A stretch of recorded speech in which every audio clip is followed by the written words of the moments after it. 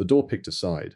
In all the weeks since its four faces had opened, they had been equal. North, south, east, west, each one a mouth with nothing to say, each one a direction without a destination. Now three of them closed like eyes shutting, and the east face flared white, and the light that came through it was not the cold Antarctic light I had been breathing for months. It was warm.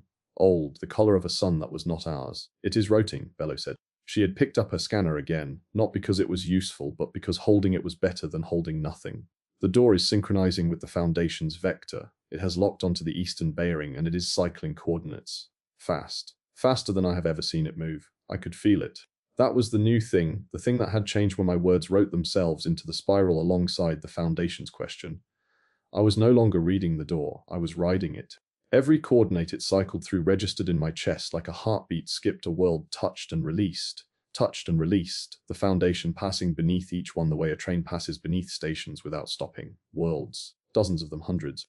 Earths I had never visited and now never would, each one flickering through my awareness for a quarter of a second before the next one replaced it.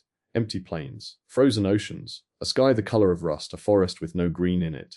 Go. The Foundation was not exploring, it was transiting. "He is connected to it," Holt said. "She was watching me, not the door, the signature.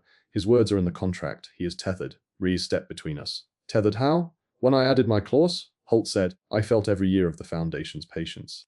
23 years of carrying one word and feeling the weight of what it was attached to. He has signed a full response. In its own language, in its own register. Whatever the Foundation does next, he will feel it." She was right. I could feel the distance growing. Not physical distance. I was still kneeling in the cavern, palms flat on the cooling surface.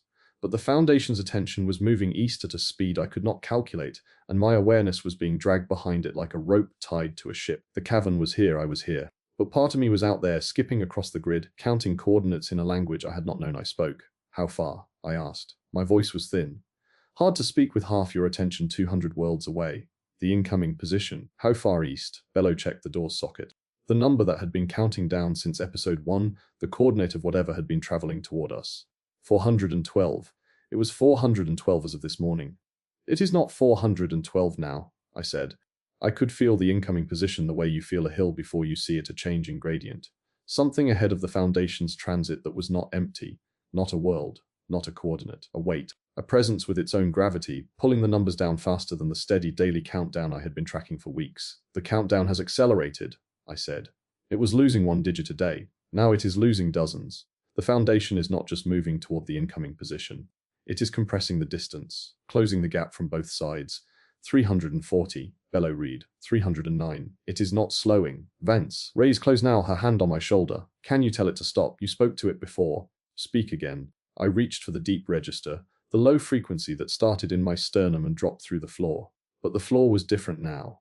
The Foundation's attention was so far east that what remained beneath me was substrate without consciousness, bedrock without mind.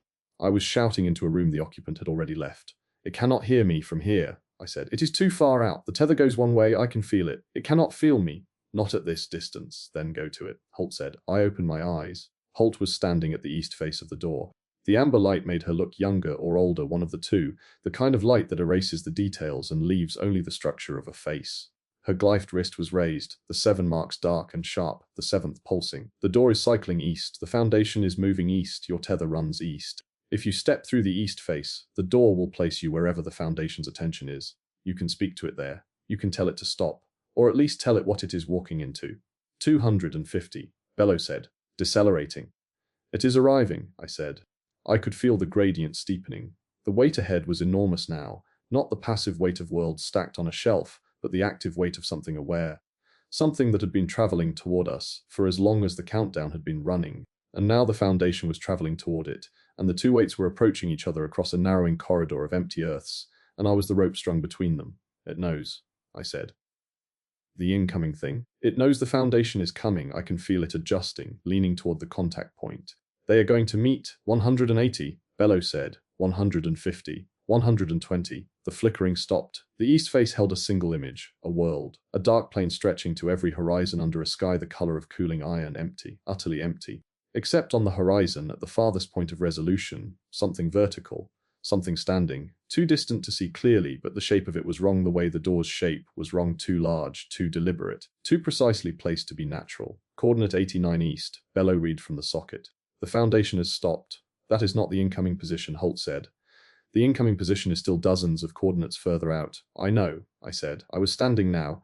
I do not remember getting up. The tether was humming in my chest, a low vibration like a plucked wire, and the Foundation's full attention was 9 coordinates east of us, and it had stopped because it had found something it had not expected to find, something the countdown had not accounted for, something already here, already waiting, at a coordinate no one had visited.